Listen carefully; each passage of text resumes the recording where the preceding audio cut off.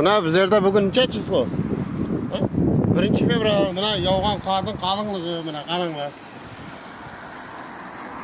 Ötküzeyim mi? Yok. Adamdı. Ey, yatırım. Buna bizde karın kalınlığı. Ben sizlerge kalınlığını ko'rsatib ben, qaranglar.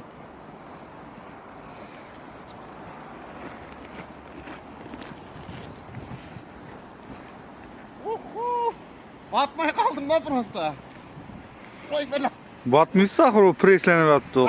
Betim bile yattım bu ama. Ve berragına, he şuraya yatın berragına. Mige.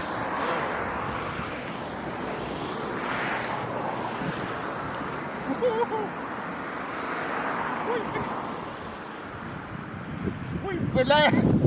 Tam yere girip oldu. Oldu mu? O da mene.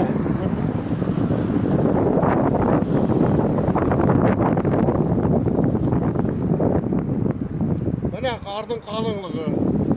Mene tutkamın başları gibi tuttu.